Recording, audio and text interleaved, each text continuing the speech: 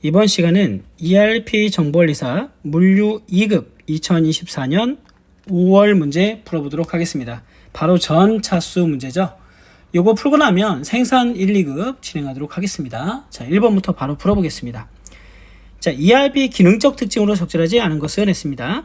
경영정보 제공 및 조기경보 체계 맞죠? 선진 비즈니스 프로세스에 의한 BPR 지원 얘도 맞습니다.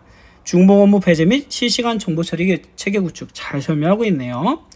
특정 하드웨어나 특정 운영 체계만 연계해서 가능하다라고 되어 있는데 아니죠. 우리 ERP 기능적 특징에 보시면 특정 운영 체제를 갖다가 꼭 그 프로세스에서만 동작을 한다라고 되어 있지 않은 거죠.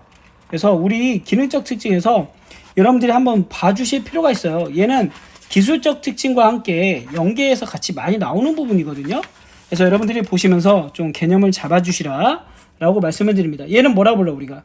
오픈 멀티 벤더 시스템이라 부르고 특정 하드웨어나 운영체제에서 의존하지 않고 다양한 어플리케이션을 연계 가능해서 개방형으로 운용될 수 있다라고 되어 있는 거죠. 그래서 답은 4번이 답이 된다. 자, 2번 문제입니다. 기업에서 ERP 시스템을 도입하기 위해 분석, 설계, 구축, 구현 등의 단계를 거친다고 합니다. 이 과정에서 필수적으로 거쳐야 되는 갭 분석이라는 거죠. 여러분들 이 갭 분석이라는 거는 뭐냐면 차이점을 분석한다는 거예요. 그래서 석, 개, 축, 현으로 들어가는데 우리 구축 절전에서 분석 단계에서 하는 게 있죠. 여러분 분석 단계에서는 뭘 합니까? TF팀을 구성하고 그 다음에 현업을 시스템 문제점을 개선하고 그 다음에 뭐예요? 시스템을 설치하죠. 하드웨어나 소프트웨어나 설치하고 나면 이제 설계 단계로 넘어가는 거예요. 설계 단계에서 뭐 합니까? 투비 프로세스를 도출하죠. 갭 분석하는데 이 갭 분석은 뭐와 뭐의 갭이에요? 패키지 기능과 투비 프로세스 사이의 차이점을 찾아내는 겁니다. 왜냐하면 설계 단계에서 뭐가 진행되니까? 그렇죠. 패키지 설치가 진행되니까요. 그래서 설계 단계에 뭐가 있는 거예요, 여러분? 커스터마이징이 있는 거예요. 설계 단계에서 이 갭을 찾아냈잖아요. 우리가 갭은 차이라고 표현을 하기도 하지만 문제점이라고 우리가 이해해도 상관이 없습니다. 그 문제점을 개선하기 위한 사용자가 요구하는 그렇죠. 대상에 대해서 커스터마이징을 진행하는 단계. 그걸 우리가 설계 단계라고 부른다. 그래서 답은 4번이 되는 거죠. 이번 문제는 조금 그래도 난이도가 있는 문제입니다, 여러분. 나온 김에 알아두시고요. 3번 경영형 변화에 대한 대응 방안 및 정보 기술을 통한 새로운 기회 창출을 기업 경영활동 과정에서 전면 개편함으로써 경영 성과를 향상시키기 위한 경영을 무엇이라 합니까? 나왔던 문제 BPR입니다.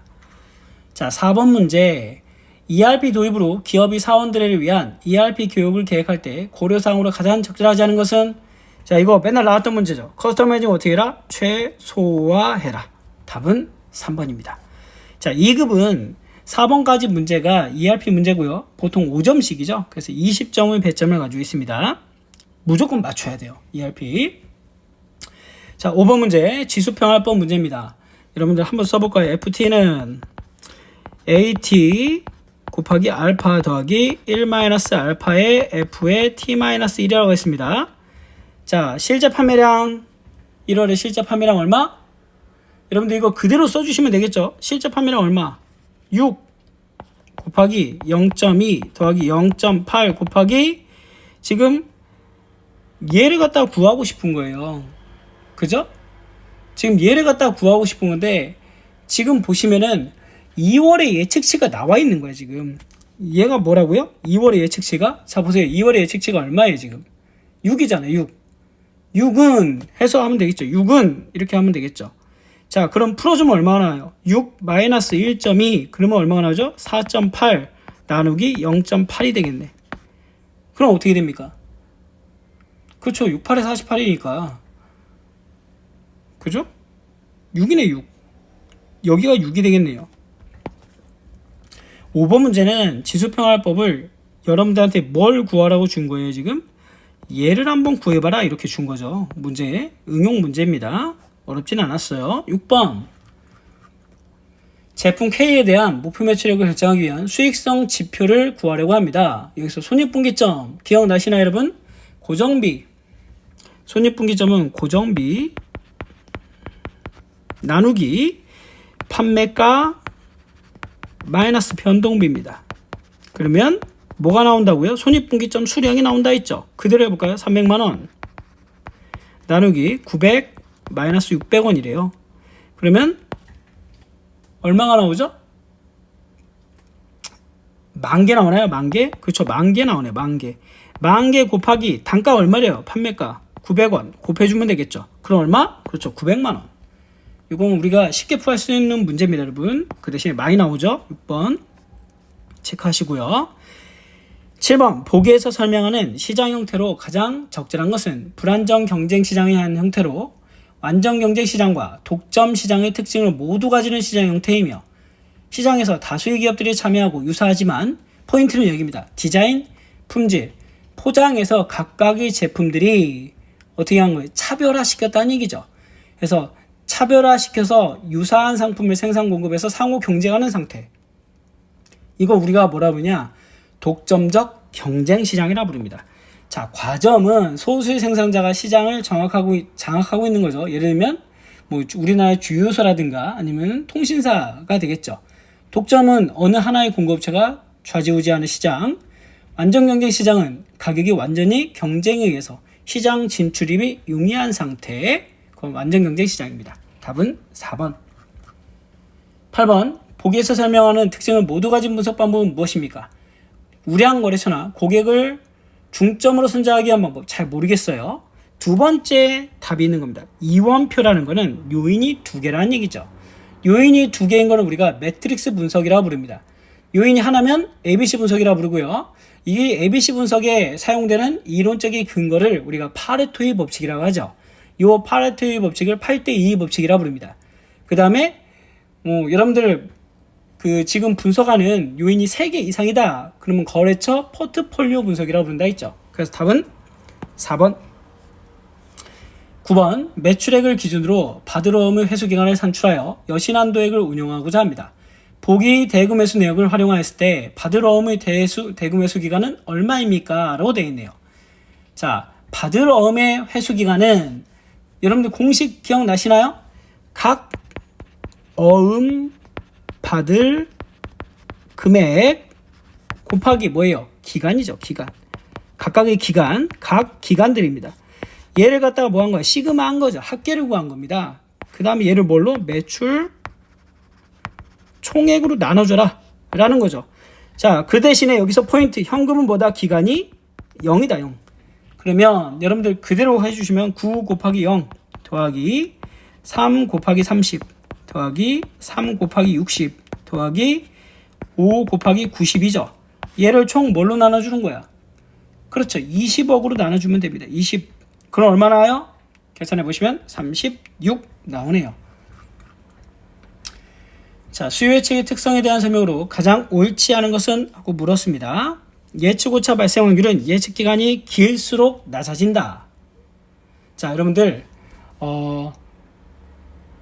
예측오차 발생 확률은 예측 기간이 길수록 확률이죠. 확률. 확률을 지금 얘기했네요. 그러면 확률이란 거는 오차 확률은 기간이 길면 길수록 커진다고 봐야 되겠죠. 그죠? 왜냐면 기간의 길이에 비례해서 높아지는 경향이 있기 때문에 생각해 보세요. 다음 주에 있을 일을 우리가 예측할 수 있습니다. 근데 1년 후에, 3년 후에, 5년 후에 있는 것들은 예측하기 상당히 어렵겠죠. 그래서 답은 1번이 되고요. 기존 상품이나 서비스에 대한 예측이 신규 상품이나 서비스보다 훨씬 더 적중률이 높다. 당연한 얘기고, 안정기간이 있는 상황에 대한 예측이 불확실한 상황보다 유리하다. 당연히 3번도 맞습니다. 영속성이 있는 상품이나 서비스 등은 영속성이 없는 상품이나 서비스보다 예측하기 어렵다. 맞죠? 2번, 3번, 4번은 교과서 지문은 거의 그대로 가져왔습니다. 11번 채찍효과. 대응 방안에 대한 설명으로 적절하지 않은 것입니다. 공급자와 고객 간의 실시간 정보 공유 잘하고 있죠. 채찍효과란 건 정보를 공유하지 않았기 때문에 생기는 겁니다. 안정적인 가격 구조, 소비자의 변동폭 조율한다. EDLP라 불렀죠. Everyday Low Price. 매일매일 싸게 팔면 누군가가 사재기 할 필요가 없겠죠. 주문 리드타임은 단축시키고 정보 리드타임도 단축시켜야 되겠죠. 단축인데 증가시킨다 해서 3번이 잘못됐습니다. 그 다음에 정보를 중앙 집중화해서 불확실성을 제거한다. 맞는 내용. 자, 12번. 공급망 물류거점 운영 방식으로 옳은 것 물어봤습니다. 물류거점의 재고를 보유하지 않고, 이게 포인트죠. 환적 기능만 들어왔다. 도크에서 그냥 들어왔다가 뭐 하는 거예요? 나간다는 얘기죠. 지금 뭐 어떻게 됐어? 크로스 됐죠. 도크에서, 도크라는 거는 차가 이렇게 대져 있고 물건을 내리기 위한 그 1m 정도 올라가 있는 그 시멘트로 된 벽을 얘기해요. 다시 말하면 그 차량이 그 물류센터에 들어와서 물건을 선적하거나 하역할 때, 뭐 물건을 내리거나 실을 때, 그때 대지기 위한 높이를 얘기하는 그 위치를 갖다 도크라고 부르거든요. 한마디로 해서 물건을 싣고 내리는 공간이라 부르면 되겠죠. 즉 여기서 물건을 내린과 동시에 다른 쪽으로 내려가서 옮겨 탄다는 얘기입니다. 크로스돼서 넘어간다는 얘기죠. 그래서 이걸 우리가 뭐라 부른다? 도크에서 크로스됐다 해서 크로스 도킹 시스템이라고 부른다. 답은 4번.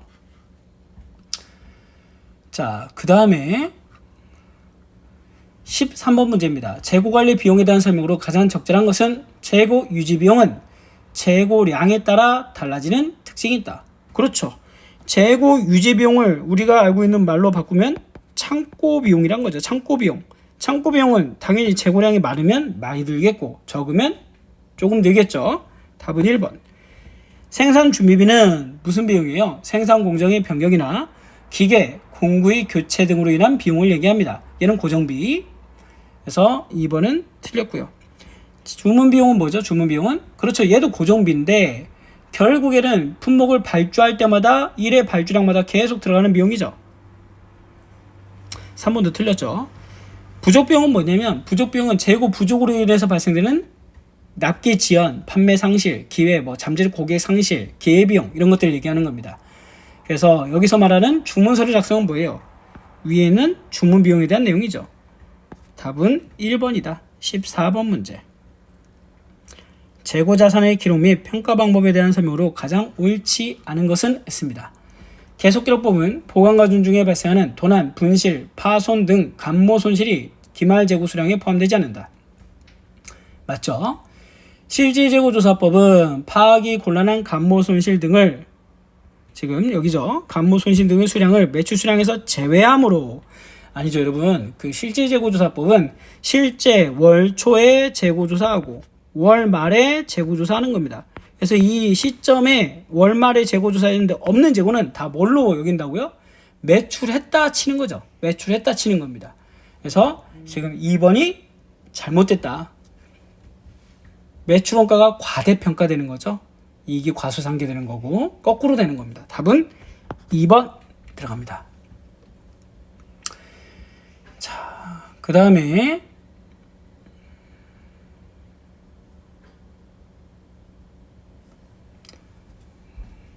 한번 볼까요? 여러분들 헷갈리실 수 있기 때문에 여러분들 지금 교과서 보시면은 교과서를 가지고 있는 분들은 여기가 아주 가끔 나와요. 무슨 얘기냐면 이 구매 자재 쪽에 들어가시면은 계속기록법과 실질재고조사법이 가끔 나오거든요. 그래서 여기를 갖다 여러분들이 꼼꼼하게 안 보시면은 이 부분에서 틀리시는 분들이 꽤 많더라고요. 그래서 내용을 확인해 보시면서 아 이게 언제쯤 이렇게 시험 문제 출제가 되고 우리가 어떻게 체크를 해줘야 되는구나 라고 여러분들이 봐주셔야 됩니다. 영업 쪽에 나오죠. 영업 쪽에 여러분들이 보시면 될 것 같고요. 별로 그렇게 많이 시험 문제 나오진 않는데 안 보시면 여러분들이 채점할 때마다 많이 틀립니다. 여기를. 그래서 다시 한번 보여드릴게요. 제가 잘못 얘기할 수도 있으니까. 계속기록법은 지금 다시 한번 재고자산이 입출고 시에 증가한 수량을 일일이 계속 장부에 기록하는 방법을 얘기한다. 그래서 거래가 빈번하지 않을 때 적용이 되고요. 보관과정 중에 발생하는 도난, 분실, 파손 등의 감모 손실이 기말 재고 수량에 포함되지 않아 실제 재고량보다 기말 재고량이 많을 수 있고요. 매출 원가가 가속평가되어 이익이 과대 계상될 수 있다. 지금 그러면 이 지문에서 여기 2번 얘는 누구에 대한 설명인 거예요? 계속기록법에 대한 설명입니다. 자, 그 다음에 실질재고조사법은 재고자산의 입출고를 일일이 기록하지 않고 기초와 기말, 즉 월초와 월말에 실제 창고에 가서 뒤집어 엎는다는 얘기입니다. 실제 파악한 재고를 확인하는데 만약 기말 재고가 파악되지 않으면 그건 뭘로? 매출로 간주하게 된다. 따라서 파악이 곤란한 간무 손실 등의 수량도 매출에 포함되므로 매출 원가가 과대평가되고 이익이 과소 계상될 수 있다. 아까 얘기했던 거죠. 그렇게 된다는 얘기입니다. 체크해 보시면 좋을 것 같아요. 다음에 한번 읽어보시고요. 헷갈릴 수 있으니까. 자, 15번입니다. 보기에서 설명하는 특징을 갖는 운송 경로의 유형으로 가장 적절한 것을 냈습니다. 권역별, 품목별, 거래처별 밀착 물류 거점 운영으로 거래처의 물류 서비스 만족도는 향상되나 단점으로 물류 거점 및 지역별 창고 운영이 너무 많아요. 그래서 물류비가 증가된다 라고 하는 건 뭐죠? 그렇죠. 다단계죠. 다단계. 많다는 얘기입니다. 많다는 거. 여러분들 복수 거점 방식은 무슨 단어가 나와야 되냐면 화주별, 권역별, 품목별로 집하여 이 단어가 나와야 돼요. 그래서 고객별로 공동 운송하는 방식을 복수 거점 방식. 공장 직송은 공장에서 바로 화주까지 다이렉트로 간다는 얘기죠. 중앙 집중 거점 방식은 뭐예요? 중앙에 물류센터 큰 거 하나 있다는 얘기입니다. 답은 2번. 16번 창고 배치 기본 원칙으로 가장 적절하지 않은 것 모듈화, 규격화, 고려, 높낮이 차이 최소화죠. 최소화. 왜냐하면 높낮이 차이가 크면요 여러분 중력 때문에 물건이 손상되거나 파손되거나 위험이 요지가 있거든요. 그래서 우리 창고 배치 기본 원리 크게 5가지를 보면 흐름 방향의 직진성, 물품, 사람, 운반, 기기, 역행, 교차, 없애기, 취급의 수위 최소화, 높낮이 최소화, 모듈화, 규격화가 있습니다. 답은 2번. 17번 보기 내용 중에 자체 생산하는 것이 유리한 사례, 특허가 없는 거 이거는 외주줘야 되겠죠. A는 외주줘야 됩니다. 제품 구성에 전략적으로 중요한 경우에 우리가 해야 되겠죠. 모델 변경이 잦다는 건 뭐예요? 다품종, 소량 생산은 외주. 얘는 외주, 우리가 외주. 기술 진부와 외주.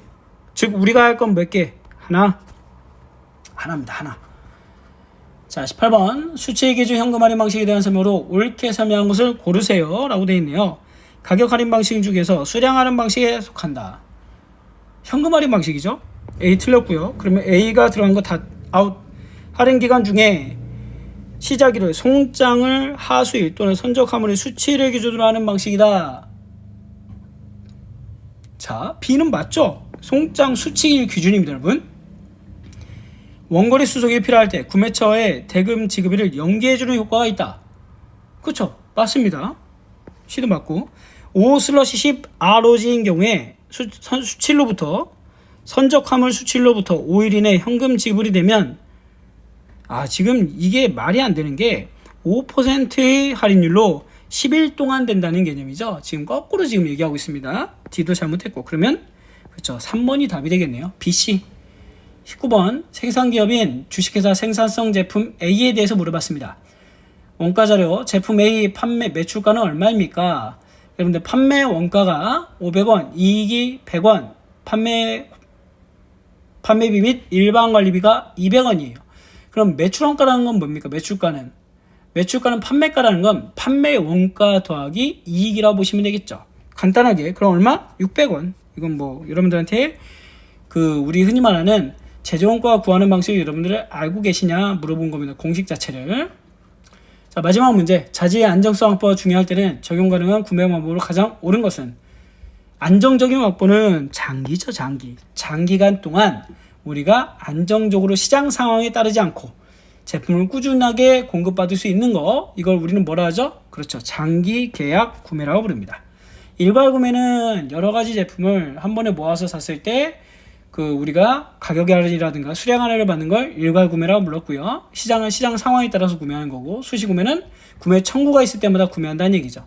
그래서 여러분들 상황을 봐가면서 어디에 적용되는지 그걸 체크를 한번 해보시면 좋을 것 같습니다.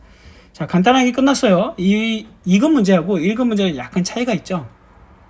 여러분들 이번에 2급 보시는 분들은 다음에 1급도 한번 시험을 보시길 권장을 드리고요. 다시 말씀을 드리지만 8월에 아이탑 경연대회 접수가 있고요. 9월에 아이탑 경연대회가 있죠.